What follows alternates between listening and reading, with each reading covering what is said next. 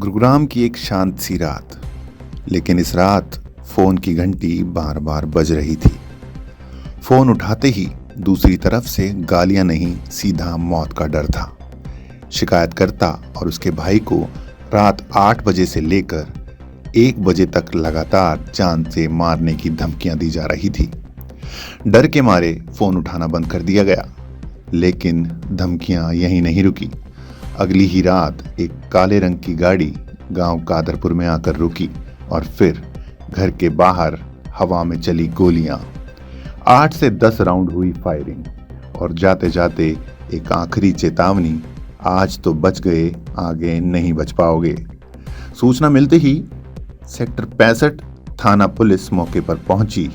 FSL, scene of crime और fingerprint team ने पूरे इलाके को खंगाला।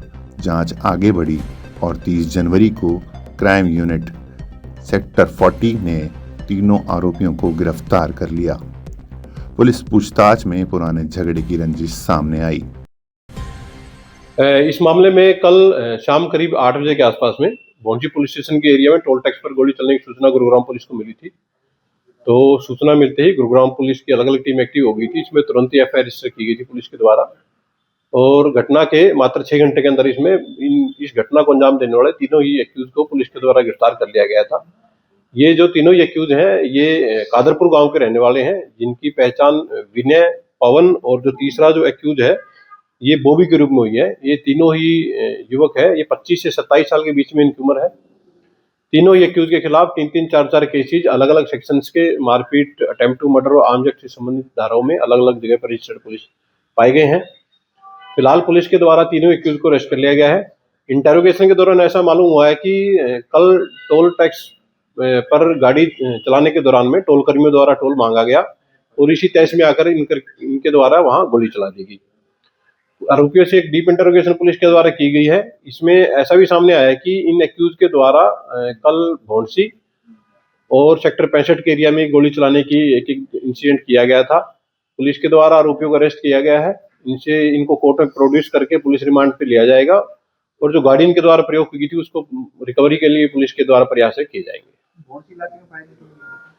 देखिए, अभी तक इन्वेस्टिगेशन में ऐसा सामने आया है कि इन युवकों का कुछ युवकों के साथ में कुछ कहासुनी और झगड़ा था, तो उनके घर के आसपास इनके द्वारा गोलियां चलाई गई थी और इसके अलावा एक अन्य जो वारदात जो टोल टैक्स पे इनके द्वारा गोली चलाई गई थी। तो कल कुल मिलाकर के 3 वारदात इनके द्वारा की गई थी, जिन सभी वारदातों को अंजाम देने वाली तीनों आरोपियों को पुलिस के द्वारा अरेस्ट कर लिया गया। अभी एक्यूज को अरेस्ट किया गया है, इनको कोर्ट में प्रोड्यूस किया जाएगा और प्रोड्यूस करने के बाद में इनकी पुलिस कस्टडी ली जाएगी। पुलिस कस्टडी के दौरान जिन वेपन का इनके द्वारा प्रयोग किया गया था और उस वेपन का सोर्स क्या रहा है, किस व्यक्ति से ये लोग वेपन लेके आए थे, उसके बारे में पुलिस इनसे पूछताछ करेगी और जिस गाड़ी में सवार होकर के इनके द्वारा इस वारदात को अंजाम देगा तो उसको पुलिस जल्द से जल्द रिकवर करेगी। जैसे मैंने आपको बताया कि तीनों ये एक्यूज के खिलाफ 3-3, 4-4 केसेज अलग अलग सेक्शंस में अलग अलग पुलिस स्टेशन में रजिस्टर्ड है, वो पाए गए। कभी कभी एक छोटा झगड़ा बड़ी वारदात का कारण बन जाता है। गुरुग्राम के गांव कादरपुर में भी कुछ ऐसा ही हुआ। पुरानी कहासुनी धीरे धीरे धमकियों में बदली। फोन पर बार बार जान से मारने की धमकी दी गई। जब बातों से बात नहीं बनी तो हथियार निकाले गए। एक काली गाड़ी, रात का सन्नाटा और अचानक गोलियों की आवाज। गांव में दहशत फैल गई, लेकिन पुलिस ने मामले को हल्के में नहीं लिया।